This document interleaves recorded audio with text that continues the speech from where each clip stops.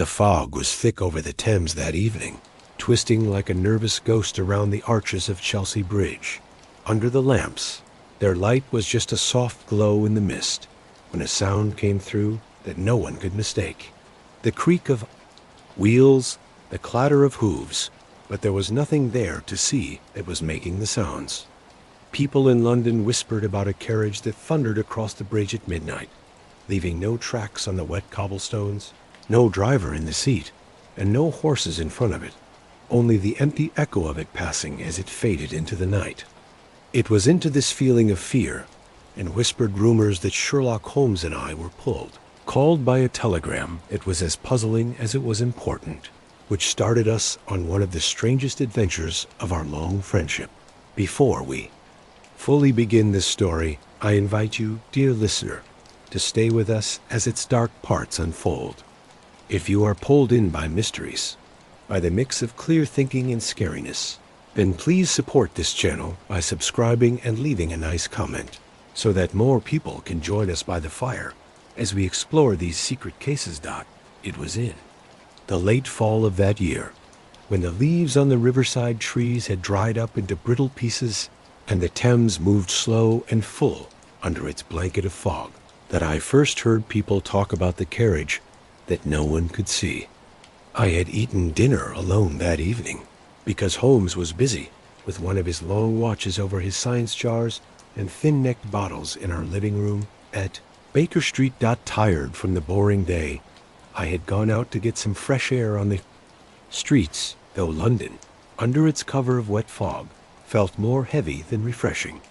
By chance, or by some darker fate, my walk had taken me to the area of Chelsea, where the lamps by the bridge glowed faintly, like pale islands floating in a sea of mist. There I met a small group of people just standing around, their collars turned up to block the cold, their eyes staring at the empty road as if they were expecting a parade. One of them, a man with a red face wearing a dockworker's coat, caught my eye and mumbled that it would not be long now. When I asked what he meant, he looked over his shoulder and moved closer, lowering his voice to a secret whisper. "You'll hear it, sir. You'll hear it before you see it. It's a carriage, or it was. Horses clattering, wheels rumbling, the whole thing thundering across the stones. But when you turn your head, there's nothing there, just the fog and the echo." I smiled at his superstitious story, but I felt nervous. My training as a doctor and my years with Holmes had taught me to ignore things that are impossible and to look for the logical reason hidden inside such stories. But the way he spoke, with his eyes wide and his hands shaking, made me stop and think. Before I could ask more, a woman pulled on his sleeve, telling him to be quiet. The small crowd scattered into the mist, leaving me with a damp air heavy in my lungs and a growing feeling of waiting that chipped away at my calm. The bell of a faraway church rang for the quarter hour, and each sound was muffled by the fog. I stayed there a few more moments, looking across the bridge, and was about to walk back when it came. Quiet at first, like iron tapping on stone, then growing into the clear rhythm of hooves. My heart suddenly jumped. The sound became clearer and clearer. Hooves, wheels, the creak of leather straps, all the sounds of a carriage going at full speed. But when I looked into the moving curtain of mist, there was nothing. The lamps shone on empty air. The road was wet but empty, and the only thing that moved was the fog itself, twisting as if pushed by a motion I could not see. The ghostly noise swept past me, rushing toward the north side of the river, and in a second it was gone. Silence came back as fast as it had been broken, leaving me with my breathing fast, my gloved hand gripping the rail, and a cold feeling deeper than any autumn air biting at my back. I am not a man who imagines things, but I cannot deny the feeling of that moment, when my ears heard what my eyes refused to see. I finally turned and hurried back toward Baker Street, my footsteps echoing on the sidewalk. Holmes was still bent over his equipment when I came in, and the sharp smell of some bitter chemical hung in the room. He looked up and his sharp eyes noticed the worry I was trying to hide. "You have been walking by the river, Watson," he said, smelling the dampness on my coat, "and you have seen, or maybe heard, something strange." I laughed nervously, but it sounded empty even to me. "My dear Holmes, one might almost think you were standing beside me on the bridge. Yes, I did hear something. The story, it seems, is not just a silly rumor." Holmes set down his dropper with a careful move and leaned back in his chair. "Ah, the carriage." His voice was not making fun or believing, but thoughtful, like someone who sees in a small thing the beginning of a bigger pattern. "It is, as I thought it would be. The story has been going around for several nights, but until a trustworthy person confirmed it, I waited to decide." "You knew about it then?" I asked, surprised. "A telegram arrived this afternoon from Lestrade. The police have been annoyed by reports of this ghost, though their officers, who have brave hearts but not much imagination, have only brought back confusion. The problem will not stay quiet for long, because rumors spread faster than facts in this city, and already the newspaper reporters are sniffing around."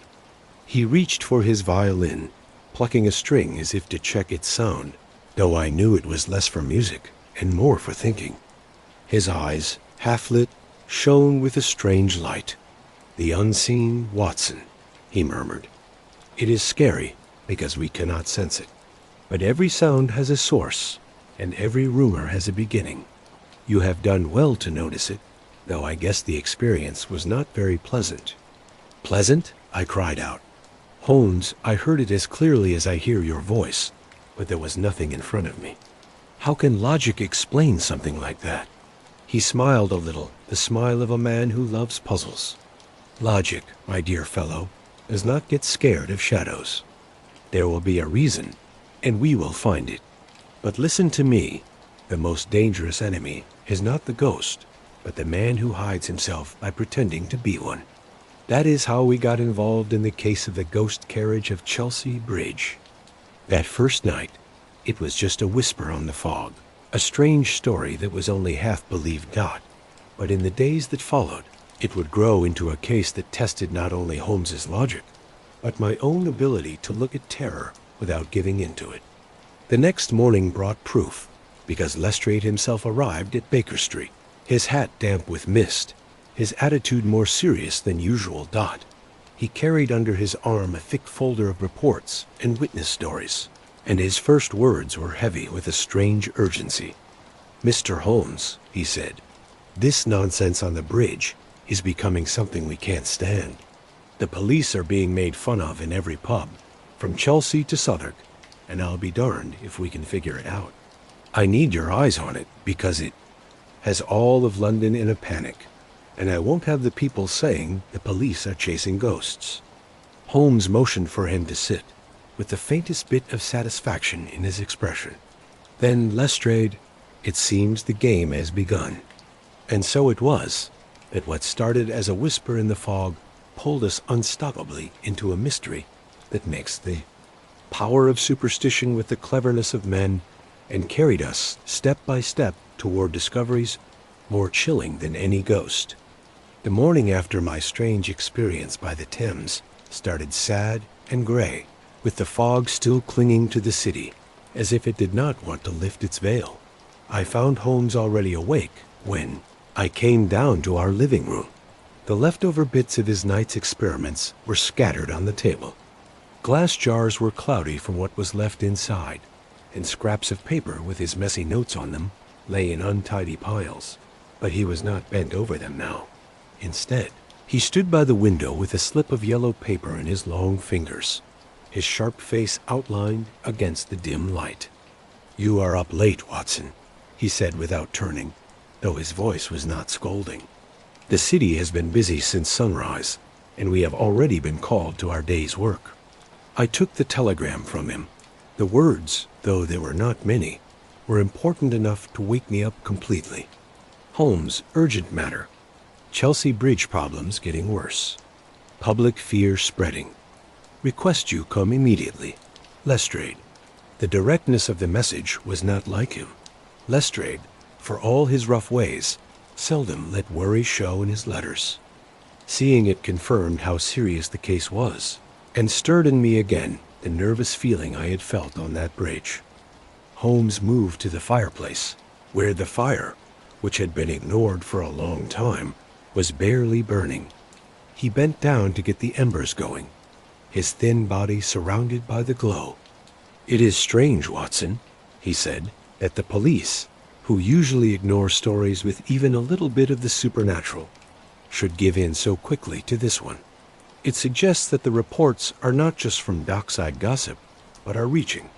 Groups of people where being made fun of becomes dangerous." "You mean the newspapers?" I asked. "Exactly. The newspaper reporters have a talent for finding drama, and once the ink has dried on such a story, the damage to the public's trust cannot be fixed. It is much easier to laugh at ghosts than to calm a population that is already haunted by them." I watched him as he spoke, noticing the slight tightness at the corners of his mouth. To a person just looking, Holmes seemed not to care, but I knew those tiny signs that showed his mind was working faster. He was like a hunting dog. Catching the first smell on the wind, we ate our breakfast quickly, and shortly after we were settled in a nice cab, the horses' hooves making sharp sounds on the stones as we rattled southward. The fog, though getting thinner, still hung low to the ground, blurring shapes and turning London into a series of dim, partly seen forms. Through it all, Holmes sat silently, his chin resting on his long fingers, his eyes half closed in thought. Finally, he spoke so suddenly that I jumped. "You described to me last night, Watson, the sound of the ghost as it passed you. Did you notice anything strange? Anything that did not fit with what you know about a normal carriage?" I searched my memory. The hoofbeats, the wheels, the creak of leather. Each one was exactly as I have heard countless times before. Only ... I paused. Yes, it was the lack of any slow approach. One moment the bridge was silent. The next the sound was on me with full power, as though it had just appeared out of nowhere. And when it had passed, the silence fell again instantly. There was no getting quieter, no fading into the distance. Holmes's eyes gleamed. "Excellent, Watson. You have given me the very detail I was hoping for. What you describe is not the natural way sound travels, but the tricking of it. There is a trick here.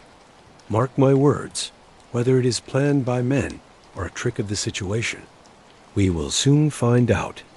The cab pulled up in front of Scotland Yard, where Lestrade was waiting for us, his face showing a mix of annoyance and relief.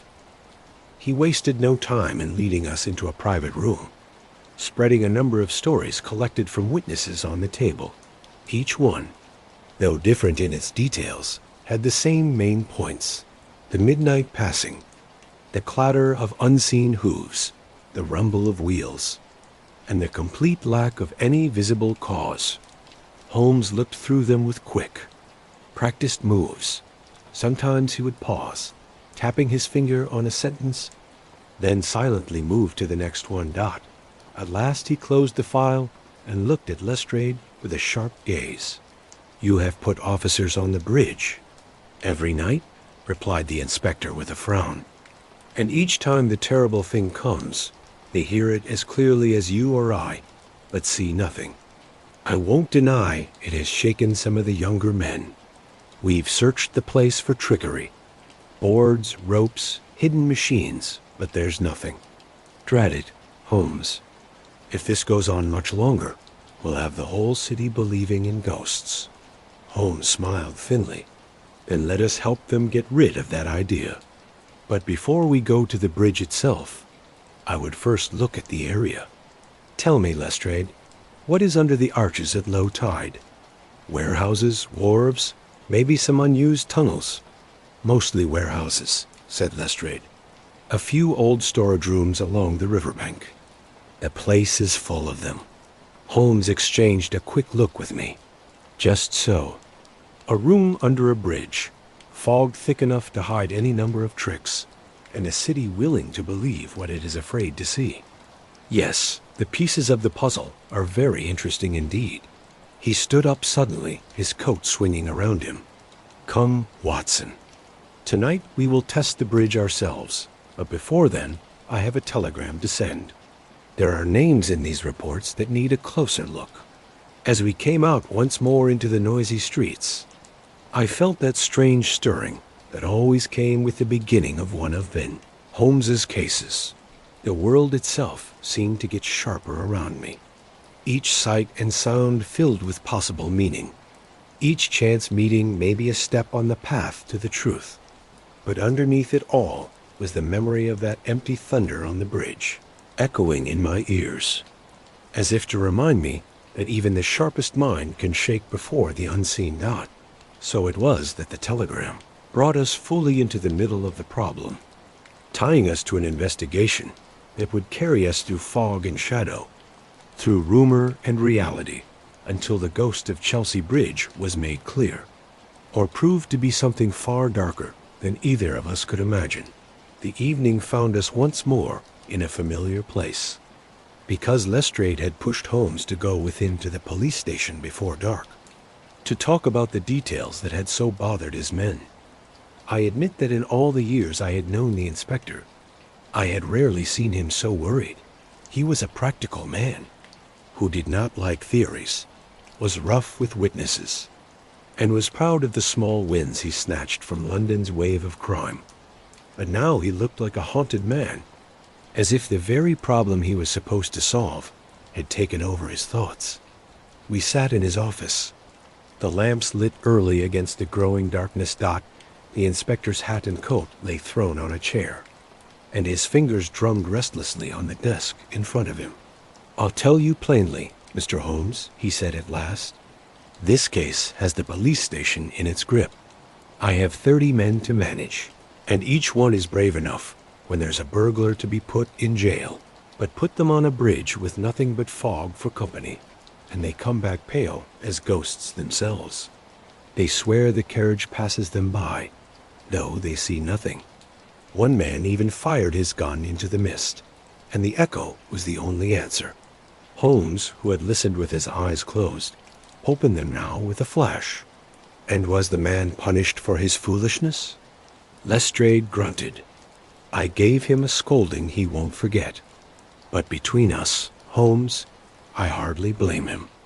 The sound comes suddenly, like thunder from a clear sky, and a man's courage is not strong enough to stand against such devilish tricks. The newspapers have heard about it, and if we don't stop the stories, we'll have half of London rushing to the bridge for a look at the ghostly coach." I could not help but remember my own watch, and the empty beat of those ghost hooves still rang in my ears. I was determined to stand firm against any idea of something supernatural. "Surely, Lestrade," I said, "there must be some earthly trick at work." "You have checked the bridge completely, from top to bottom," he replied. "My men crawled under the arches at low tide, searched every inch of the road, and found nothing. No hidden rooms, no machines, no marks besides the usual ones. Yet the hoof prints appear on the stones as if pressed there by horses of flesh and blood, only to disappear in the middle. It makes a fool of us all." Holmes leaned forward, his long fingers put together like a steeple under his chin. "Not a fool, Lestrade, but a challenge. You describe the very kind of puzzle that I enjoy most. One that fools the senses, but still follows the laws of nature. Tell me, were the hoof prints all the same depth?"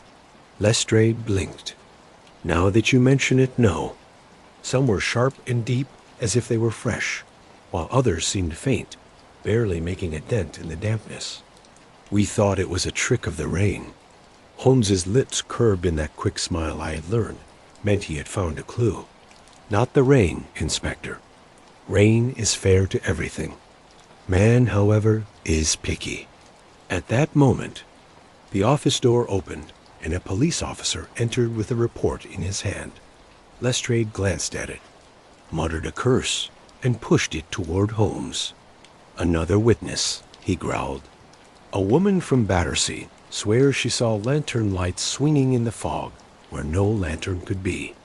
Says the coach driver was dressed all in black, though how she saw him when none of the others could see the horses, I'll never understand.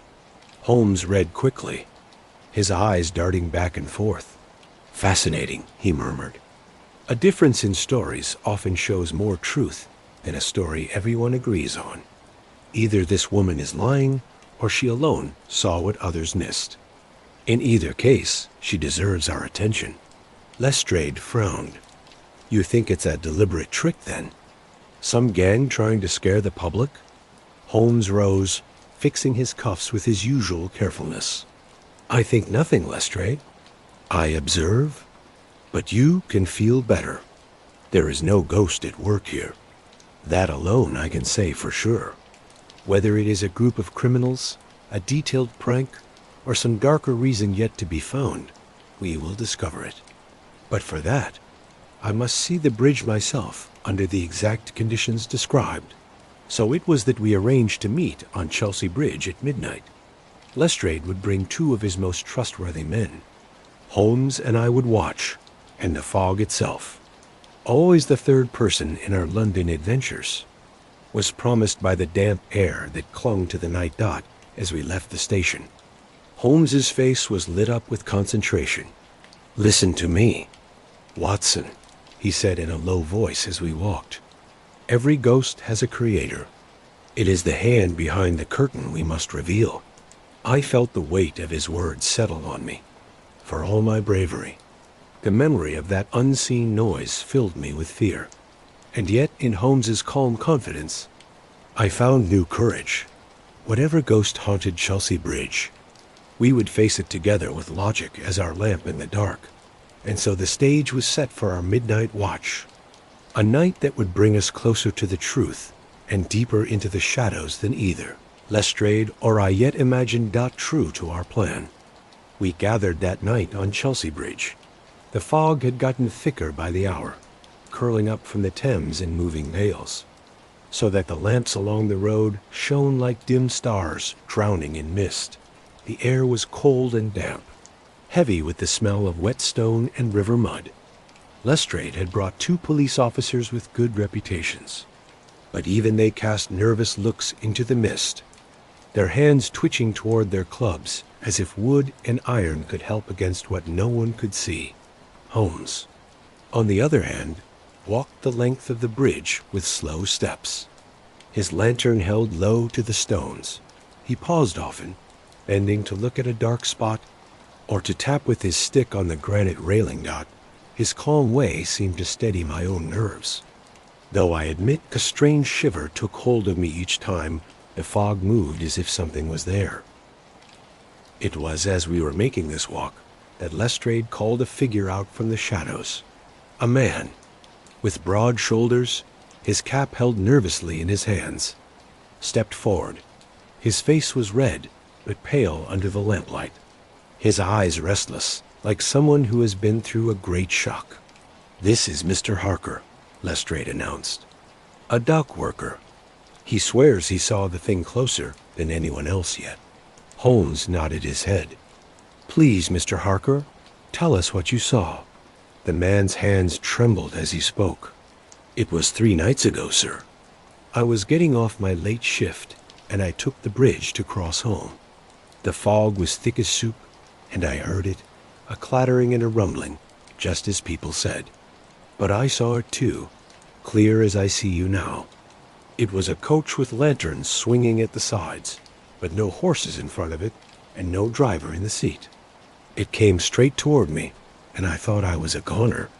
But then it passed right by, and I swear to you, sir, I felt no wind.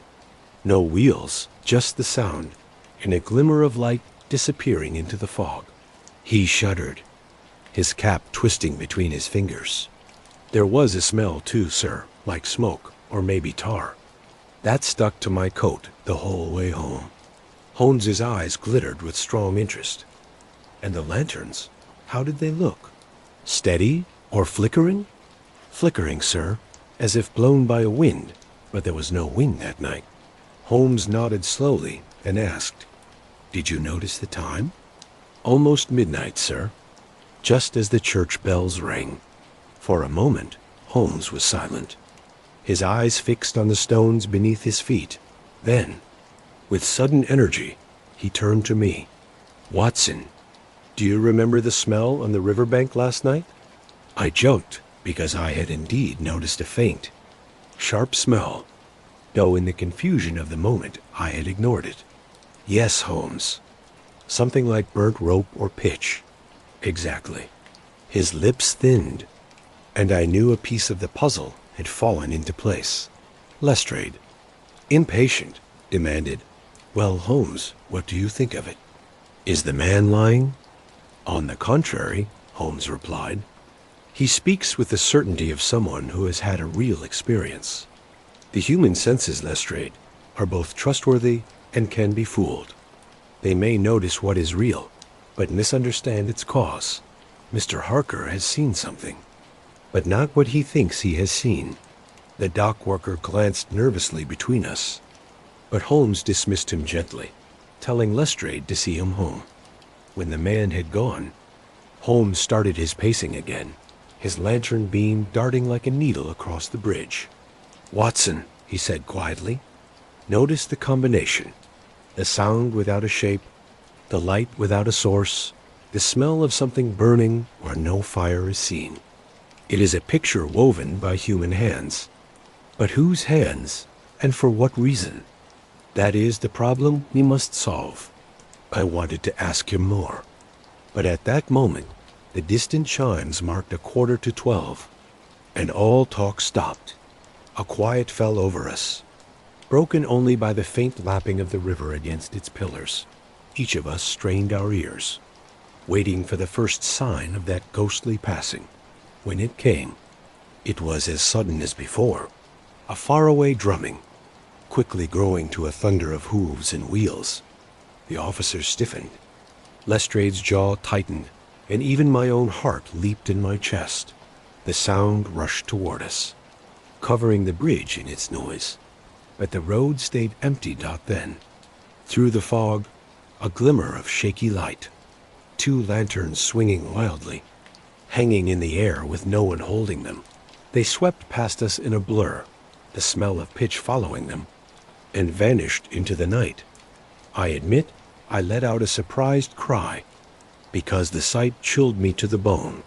But Holmes, his face calm, though his eyes were blazing, raised his hand. Enough. The evidence is enough. Lestrade turned on him. Enough?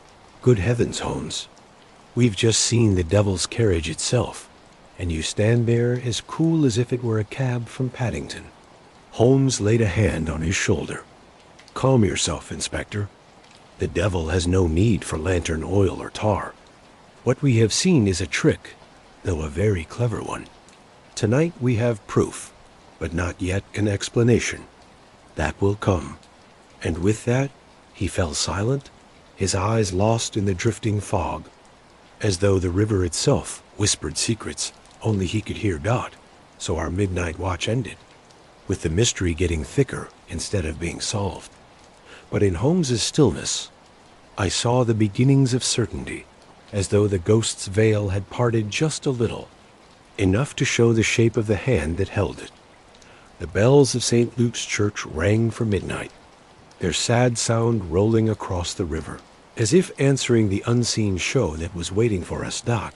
We stood nervously waiting on Chelsea Bridge, the fog clinging to our coats and seeping into our very bones.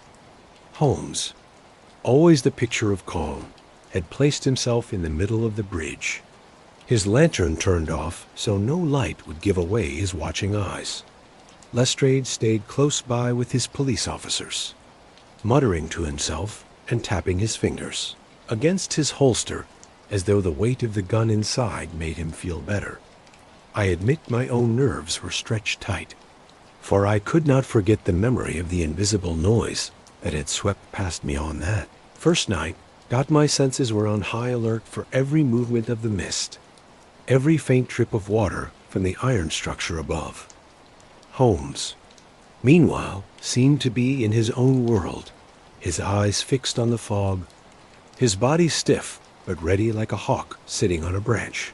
Then it came. The first beat was faint, a dull tap that could have been just a normal echo.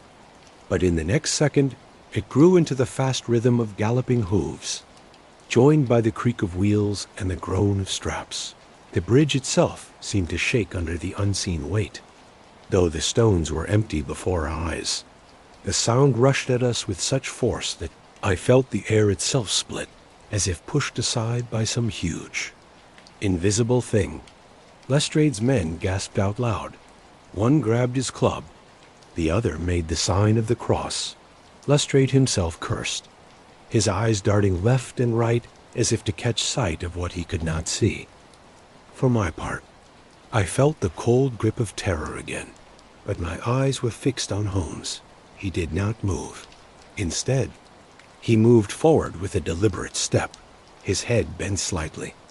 As if to figure out the angle of the sound, he raised his hand suddenly and cried out, "There!" And indeed, through the fog, 2 circles of wavering light appeared, swinging wildly, as if carried on some invisible cart. They rushed past us close enough that the flicker of lantern flame touched the damp stones at our feet. The air filled with the sharp smell of burning, pitch that stung the throat. Then, as suddenly as it had come, the noise faded to nothing. Silence deep and total. We turned to the bridge. The officers shifted nervously. Lestrade wiped his forehead, and I realized that my own hand had automatically gone to my gun. Though what good it would have been against such a ghost, I cannot say. Holmes, however, stayed in his listening position long after the last echo had faded. Finally, he straightened up, his face calm, though his eyes glowed with a strange light. "Well, Watson," he said softly, "we have stood in the very path of the phantom and lived to tell the story. Amazing, is it not? How easily sound can trick the senses when combined with darkness and fog." "You mean it was no carriage?" I exclaimed. On the contrary, the illusion was very believable. But notice the lack of wind when it passed, the lack of shaking in the stones under our feet, the instant start and stop of the noise. A real carriage follows the laws of distance and speed. This phantom is the creation of a trick. Lestrade broke in impatiently. "You speak as though it were all some stage trick, Holmes. But what kind of trick could shake the nerves of a dozen police officers and paint lantern light in the fog with no one holding it?" Holmes's lips curved in that mysterious smile, which so often announced a discovery, but kept its details hidden. "That, my dear Inspector, is the puzzle we must solve. I can tell you this much. The creators of our phantom are not happy with just terror. There is a purpose behind the trick, and it is that purpose which interests me far more than the machine." He bent down suddenly, looking at the stones where the lights had swept past. With a low exclamation, he motioned for me to kneel beside him. There, faint but clear, was a mark on the damp surface, a smear of blackened stuff, as if some tar or pitch had dripped as it passed. Holmes touched it lightly with his gloved finger, then held it up to the lamplight. "Look, Watson, this is not a trace of a horse or a wheel, but of flame and oil. Our phantom is without a body indeed, yet it leaves behind the mark of human skill." Lestrade bent low, looking at the mark with suspicion. "So there is trickery, then?" "There is a plan," Holmes corrected. "Trickery suggests fun. This is a skilled deception used for a reason still hidden from us." The inspector muttered darkly, but I could see some relief appear on his face. Better to face clever men than bodiless spirits. For myself, though comforted by Holmes's certainty, I could not shake the spooky feeling of those clattering hooves thundering through empty air. Holmes rose, dusted off his gloves, and turned suddenly. "We have learned enough for tonight. Watching further will give us nothing more. Lestrade, tell your men to stay at their posts, but to hold their fire." I do not want to see some poor person walking at night get shot while chasing shadows. Watson, come. We have work yet to do before sunrise. As we made our way back through the dim streets, the fog swallowing the glow of our lantern with every step, I finally dared to ask the question that was bothering me. Holmes, do you truly know what this phantom is? He walked in silence for a while, his steps quick, his coat pulled close around him. Finally he answered, I know, Watson, that what we have seen is a performance. But every performance has an audience, and every audience has a reason for being there. It is not the phantom carriage itself that interests me, but the hand that lets it loose on the bridge, and the reason for doing so. When we have that, the rest will follow. There was a seriousness in his voice that kept me quiet, for though Holmes often treated the most complex puzzles as simple games, I sensed in this case a deeper meaning, a realization that behind the ghost of Chelsea Bridge was not only trickery, but a plan of a very evil kind. So we returned to Baker Street, the echo of unseen hooves still pounding in our ears and the smell of tar staying in our clothes. The next morning started with a pale sun that did little to clear away the leftover fog dot from our window at Baker Street. I could see the light hitting rooftops still damp from the mist, while Holmes, sitting at the table with his usual seriousness, bent over a map of Chelsea Bridge and its surroundings, the black smear he had collected the night before now burned quietly in a small bowl at his elbow, letting out a sharp smell that stung the eyes. It is pitch, he announced without looking up, mixed with resin and a little bit of turpentine. Common enough, used for making boats and wagons waterproof. Yet here it is put on the stones of the bridge as if it fell from some machine above, not from a wheel on the ground. A strange point, Watson. Strange indeed. I poured myself coffee, feeling the tiredness of a sleepless night in my body. But the sound, Holmes, the hoofbeats, the rattle of wheels. What about those? They seemed real beyond any doubt. Holmes's eyes gleamed with hidden excitement. Sound is the easiest sense to fool, my dear fellow. It tricks the ear easily when it is guided by clever hands. Remember how a ventriloquist throws his voice, how an echo can fool us about distance and direction. Last night's show had all the signs of being carefully planned. It is no ghostly horse that haunts Chelsea Bridge, but the calculated use of sound in fog. Before I could reply, Mrs. Hudson entered with a card on a tray. Another visitor. Sir, she said. Holmes glanced at the card and raised his eyebrows. Mr. Phelps, night watchman for the river warehouses, he read. Excellent. Show him in. The man who entered was thin, with eyes red from long nights of watching, and a nervous way that suggested he had recently been scared. He bowed awkwardly and twisted his cap in both hands.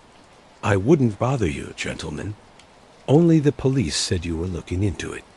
I saw something last night after the noise had passed. Holmes gestured for him to take a chair. Please be exact, Mr. Phelps. What did you see? Footprints, sir. Hoof prints, I should say, plain as day on the wet stones. Only they didn't lead anywhere. Just started suddenly in the middle of the bridge.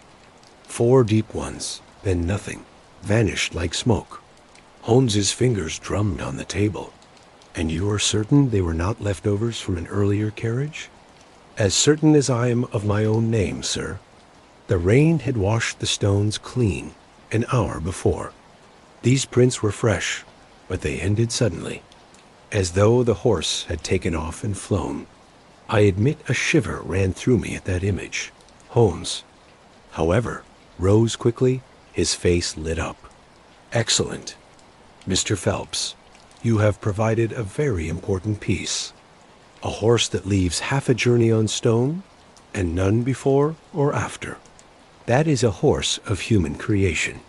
We went with the watchman to the bridge once more, though in the daylight the scene looked like it had lost its terrors. There indeed were the marks. 4 clear prints in the layer of dampness on the stones, perfectly formed and deeply pressed, but leading nowhere. Holmes examined them with his magnifying glass, tracing the edges with care. "Fake," he said at last. "A mold or stamp pressed down with weight. Notice the even depth, the lack of splintering at the edges, the lack of an iron shoe mark on the stone. No living creature made these." Lestrade, who had joined us unwillingly, muttered darkly, "So we are dealing with tricksters then. But for what reason? Why go to such trouble to play the devil's coach driver in the fog?" Holmes did not answer directly. He paced the length of the bridge, pausing often to look over the railing into the slow-moving river below. Barges drifted in silence, their sides brushing the wharves where warehouses stood like sleeping giants. At last he turned back, his face serious. "Mark my words, Inspector. This is no silly prank. Somewhere under these stones, or inside those vaults, is the heart of the matter. The phantom carriage is just the mask. Behind it is a purpose. Smuggling, perhaps, or a darker business still. The fog is their friend and terror is their shield. While London talks of ghosts, men can pass by unseen, with goods no eye should see. The idea hit me with force, because I had long known how the river was a main path for the power. City's hidden life, the legal. Goods of every kind had crossed those waters. That a gang would use a ghostly trick to frighten away curious people seemed very possible. But as I looked at Holmes's face, I saw that his thoughts went deeper still. His eyes burned with that fierce inner fire which told me he was already several steps ahead, seeing connections that I could not. That evening, as we prepared for another watch, he spoke very little. Only as we put on our coats did he murmur, "Watson, tonight we must look not just at the bridge, but under it. There lies the key." And so with Lestrade, grumbling but obedient, we went down at low tide to the arches, holding lanterns high. The air there was smelly with river mud.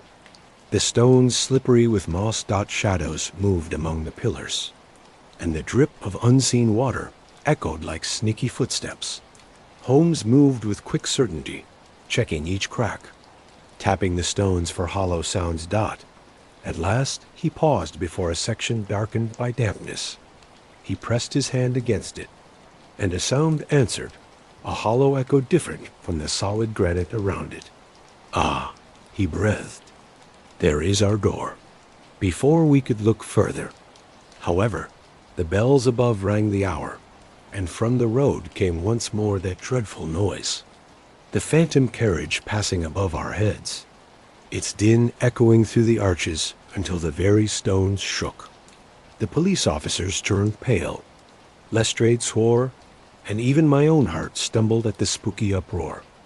But Holmes only smiled, his hand still on the hollow stone. "Yes," he whispered, "phantoms leave no footprints, but men do. And here, Watson, we have found the trail." The next day started cold and sad. With a light rain falling on the city, it turned the sidewalks into slick mirrors, and drove the street sellers to take cover under dripping overhangs. Holmes was restless from the moment he got up. He had spent half the night sketching pictures by candlelight, strange drawings of sound waves, bridge arches, and marks on stone, while I dozed nervously in my chair.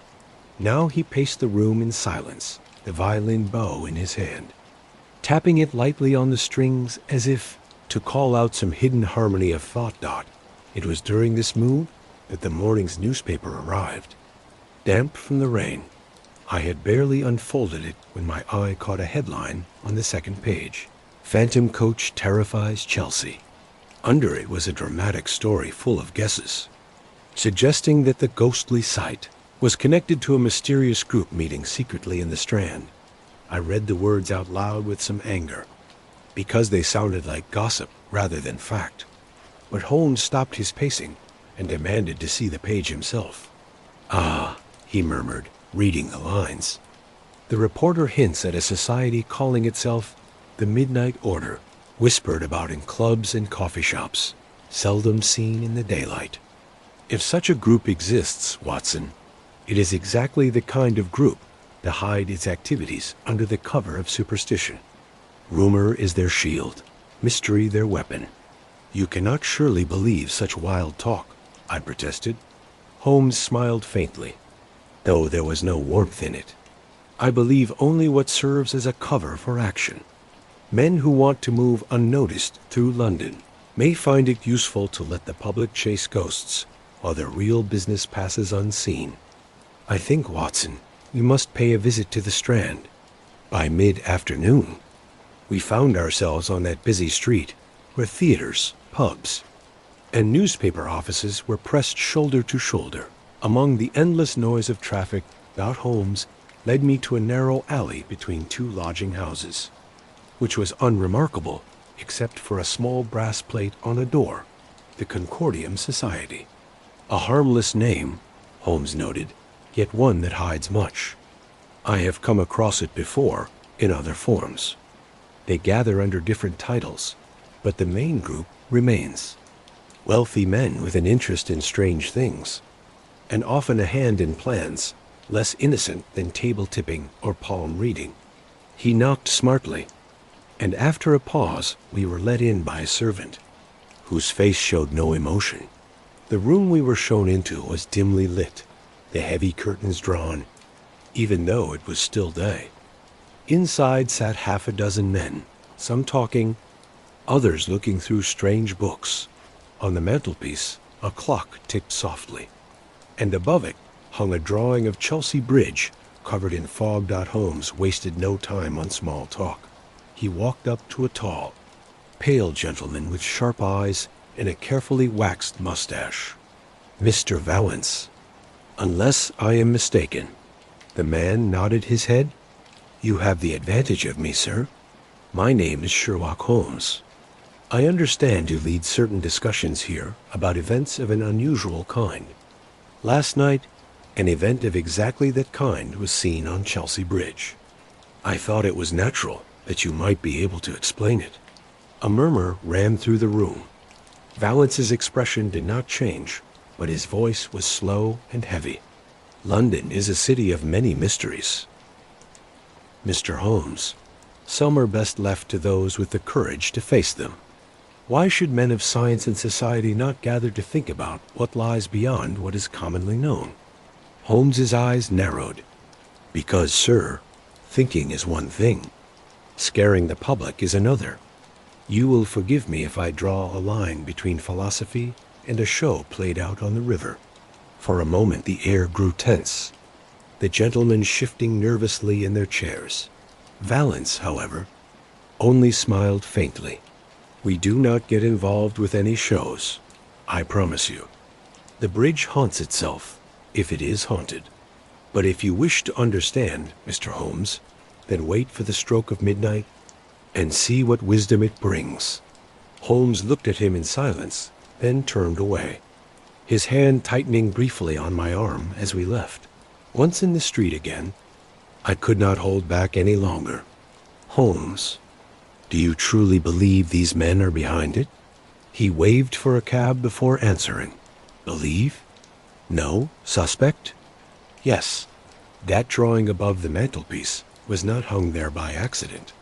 They want us to think they are just philosophers, but they watch the city's pulse as closely as any doctor. Such men spread rumors on purpose, Watson. They may not be the hand that sets the phantom loose, but they are its supporters, making sure the story spreads from pub to parlor, from dockside to drawing room." As the cab rattled eastward, I thought about his words, the fog that covered. The river seemed less heavy to me than the fog of rumor, which now wound itself around the city. The phantom carriage had become more than a mystery. It was a story on everyone's lips, a fear whispered in the marketplace and talked about in gentlemen's clubs. And somewhere behind that story, men with a purpose were moving, That night, as Holmes sat once more with his maps and his bowls, he said to me, "Remember, Watson, a phantom does not need to be believed by everyone.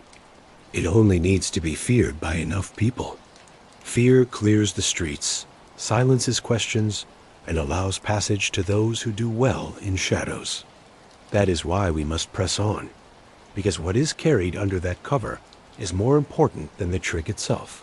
So the Strand had opened a new part of the case to us, making it wider from the narrow bridge to the society of men who dealt in secrecy and suggestion.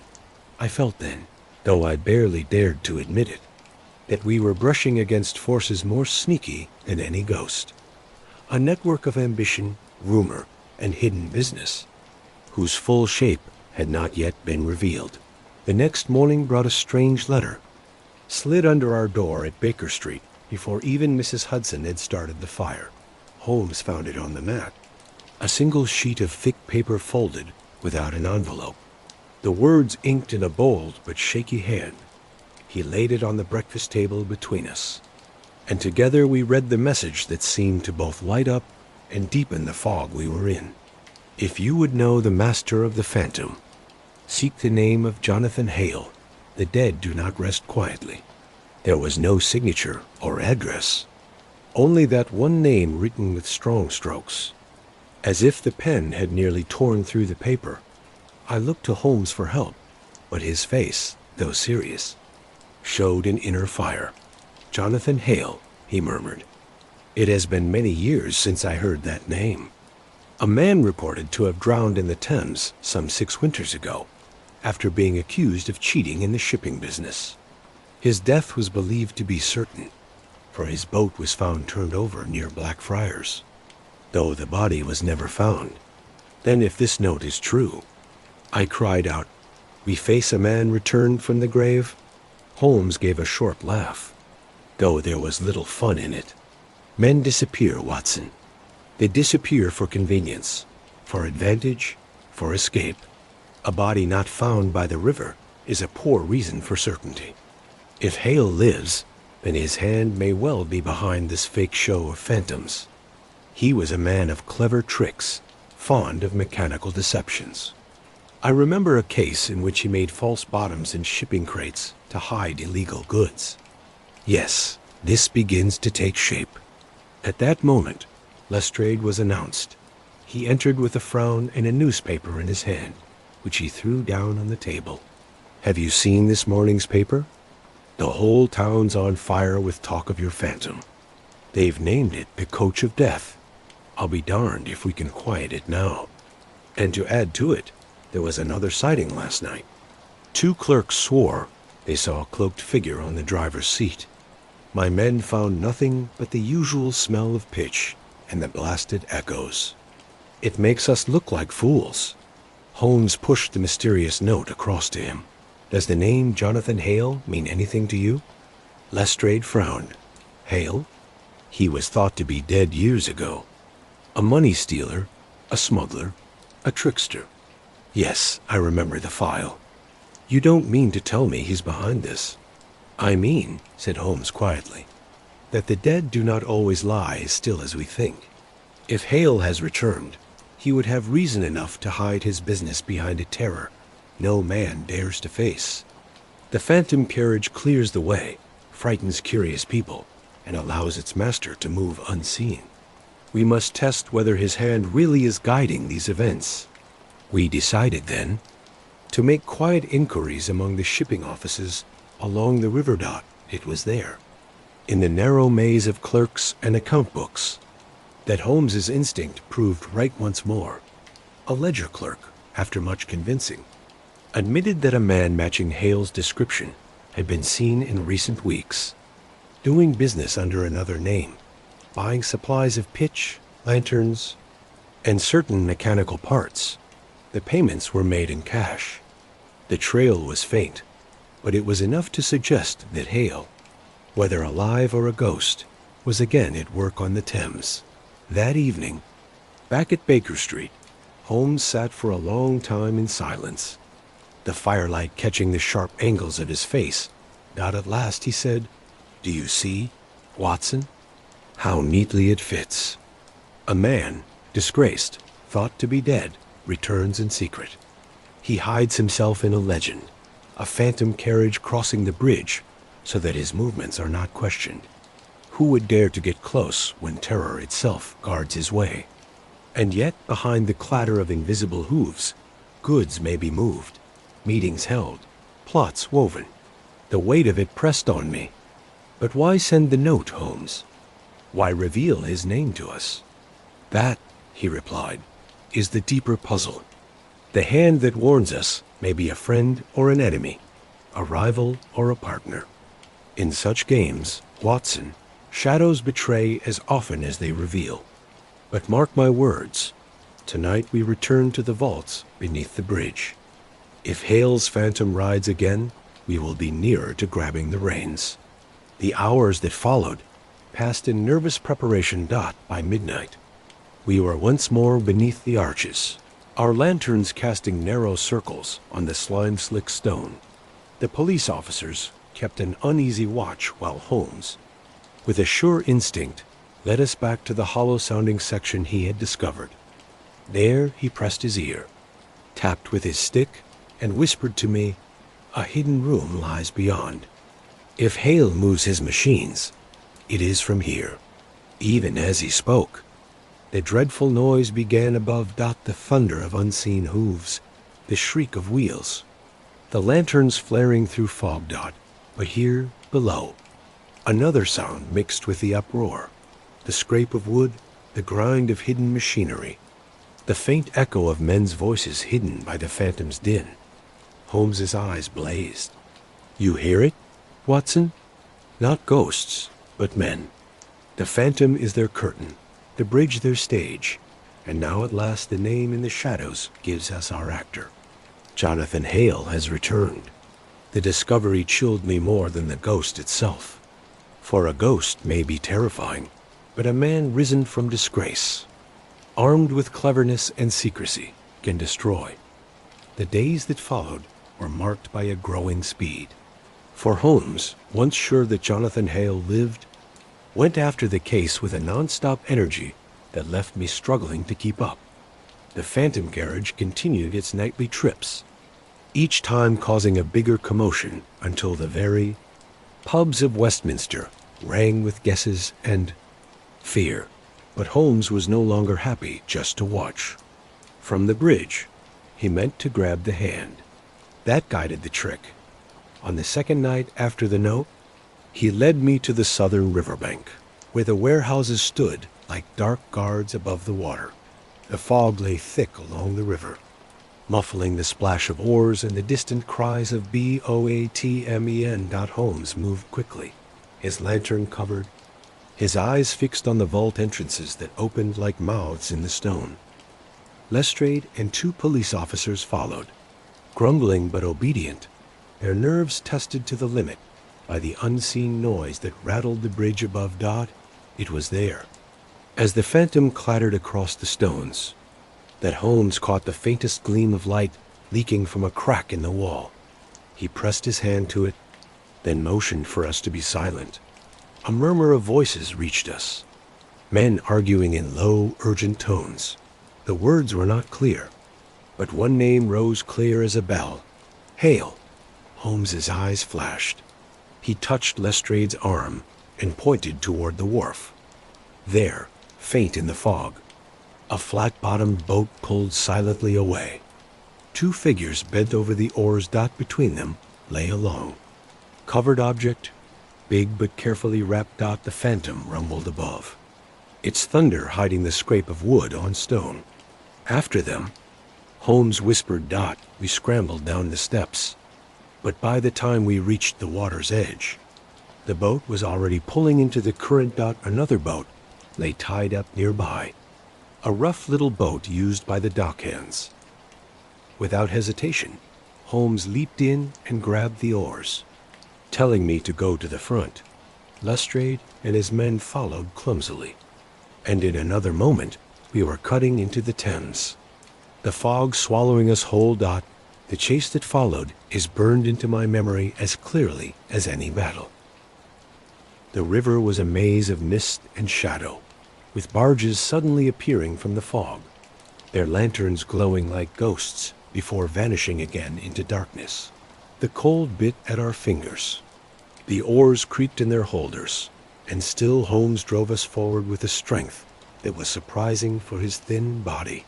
There, I cried, for a darker shape moved ahead, the faint splash of oars giving away our target. We pressed on, gaining slowly. Once the boat ahead hit a post, and a muffled curse carried back to us Dothan with a desperate effort. They swung into a narrow channel between two abandoned wharves. Holmes followed without hesitating. The passage was little more than a slit of water, closed in by rotting wood and sagging stone. Our oars barely cleared the walls, and the air grew foul with the smell of old tide. But Holmes pushed us onward, his face set in grim determination. Suddenly, the boat ahead swung around, and I saw the glint of steel. A shot cracked, echoing deafeningly in the small space. The bullet hit the water within feet of our boat, sending up a spray that soaked my coat. Lestrade swore and drew his revolver, firing back blindly into the fog. "Hold your fire," Holmes commanded sharply. "They mean to drive us back. Press on. We must force them onto land." With new effort, we closed the gap until the shapes of the fugitives appeared before us. One was tall and broad, the other smaller, his movements quick and desperate. Between them lay the long bundle, now revealed as a wooden chest bound with iron. At the sight of us coming down on them, the taller man rose, his face half lit by the lantern's glow.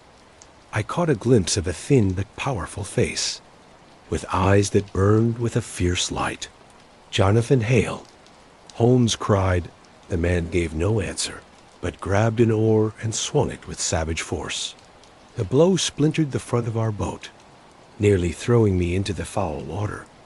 Lestrade's police officers struggled to steady us, while Holmes, calm even in the chaos, pushed forward with his own oar, driving us against their side. The struggle was short, but fierce. Hale struck again, his face a mask of fury, while his partner tried to throw the chest overboard. Holmes sprang like a cat, grabbing the man's arm, and for a second, the two were locked in silence. Strength against strength. Then, with a cry, the chest slipped, wobbled on the edge of the boat, and plunged into the black water with a heavy splash. At that, Hale shouted in rage, broke free from Holmes's grasp, and threw himself into the river. His partner followed a moment later, vanishing into the mist with barely a ripple. Our lantern beams swept the surface, but the fog and tide swallowed them completely. We rowed in useless circles, calling, searching, but no trace appeared. Only the widening rings on the water marked where they had gone down. At last, Holmes laid down his oars, his face pale but calm. "They are gone," he said quietly. "Whether the river has taken them, or whether they reached some hidden hiding spot, we cannot say. But the chest, Watson, the chest was the important thing. Its contents would have told us all. Now it lies in the Thames, as secret as the man who threw it there." Lestrade muttered a curse, his revolver still smoking faintly. "We had him, Holmes. We had him, and he slipped away like a blasted eel." Holmes gave a thin smile. "Not slipped. Inspector, delayed. For Hale is too proud, too driven to disappear again without making the move he has prepared. He will return, and when he does, we shall be waiting." We rowed back in silence, the fog closing behind us, the river whispering secrets under the bridges. My mind was heavy with the sight of that thin face, the fury in those eyes, the echo of his name on the mist. Jonathan Hale lived, and with him the phantom carriage would ride again. The city woke the following morning to wild rumors of the chase on the river. Though Lestrade tried to keep the story from the newspapers, word had already leaked through the pubs and along the docks. The phantom had been faced. Shots fired, a chest lost to the Thames by noon. The papers were full of guesses, some claiming Hale had died once more in the river's depths, others that he led a group of spirits who could never be captured by human hands. Read each story with a look of tired amusement, then folded the papers aside as if they were unimportant trifles. Rumor. Watson, he said, is the longest-lasting ghost of all. You can silence a pistol. You can sink a boat. But once a story has taken hold of the public's mind, it grows without a master. Our job is not to kill the phantom, that is done, but to expose the hand that tried to control it. But for all his calm, I noticed in him the tightness which meant a story was not finished. He spent the afternoon in restless activity, sending telegrams, checking shipping records, questioning clerks and watchmen with a sharpness that was almost harsh. At dusk, he returned to Baker Street, his eyes lit with the clearness of one who has traced the line of smoke back to the fire. Watson, tonight the show ends. Hale has lost his chest, but he will not give up his plan. He will try once more to hide his movements behind the phantom, because terror has served him too well. But now we know the stage, the actors, and the trick. At midnight, we took our position on Chelsea Bridge once more. The fog had thickened again, rolling in heavy banks from the river, muffling sound and blocking out the stars. Lestrade and his men were stationed secretly along the arches, their revolvers ready. Holmes carried only his lantern and his stick, his face set in calm determination. The hour struck. From the depths of the fog rose once more the terrible noise, hooves pounding, wheels rattling, harnesses groaning. The phantom came at full speed, unseen but deafening. The very stones shook with its fury. Lanterns flared, swinging wildly as if carried on some galloping beast. Holmes stepped forward, raised his lantern high, and gave a sharp whistle. Instantly, from beneath the arches, there came an answering sound, the grinding of hidden wheels, the crack of wood, the echo of voices caught by surprise. Lestrade's men rushed out from hiding, their lanterns blazing, and the truth was revealed. There, half hidden in the vault beneath the bridge, stood the machine of terror, a huge wooden frame on iron wheels, dragged on rails cleverly laid along the arch. Inside it hung suspended sheets of metal, hit by hammers to copy the thunder of hooves, while great drums rolled to echo the rumble of wheels. Lanterns swung on ropes, their wild dance casting strange shadows through the fog. The entire machine was worked by a handful of men, their faces covered with soot, who had used the river's hiding place to play their nightly show. At their head, thin and defiant, stood Jonathan Hale. His clothes were damp from the river, his eyes burning with a feverish light. He raised his arms as if leading an orchestra, the phantom noise swelling around him, and his voice rang out above the din. You cannot silence me, Holmes. The city believes, and while it believes, it is mine to command. Holmes moved forward, his voice cool as steel. You are mistaken, Hale. The city believes what it is told to believe. Tonight, we tell it the truth. Lestrade's men closed in. There was a brief struggle, shouts, a crash of falling lanterns, the phantom noise faltering and then breaking apart. At last the machine lay silent. The drums stopped, the sheets of metal clanging to a rest. Hale, his wrists tied, was dragged out from the vault, still muttering about revenge and fate, his proud body now just a broken man. I admit a strange sense of wonder took me as I looked at the ruin of the phantom. To think that all the terror of those nights, the pounding hooves, the fiery lanterns, the very feeling of some supernatural fear had come from boards and ropes, from the cleverness of men and the willingness of the crowd to believe. Holmes, seeing my thoughts, placed a hand on my arm. You see, Watson, the true ghost was fear itself. Once given a shape, it grows greater than any machine. Hale used that fear to hide his plans, to move without question where others dared not go. But in the end, the simplest lantern can clear away the deepest shadow. The following days brought a quick end. The police took apart the machine. The newspapers, once so hungry for drama, now turned their ink to making fun of it, publishing drawings and exposing the trick. Jonathan Hale, arrested for conspiracy and fraud, stood once more before the law he had run from. His legend stripped away, the phantom carriage was put to rest, its echo silenced at last on Chelsea Bridge.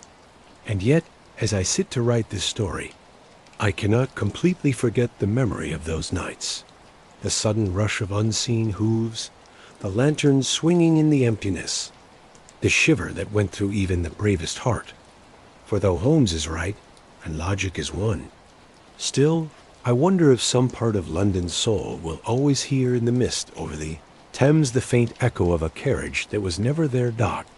So ended the case of the phantom carriage of Chelsea Bridge, not with the clash of swords or the discovery of some monstrous spirit, but with the unmasking of men who played upon the oldest of instruments, fear. And as always, it was Holmes's clearness, his unbreakable faith in logic, that turned the darkness to light.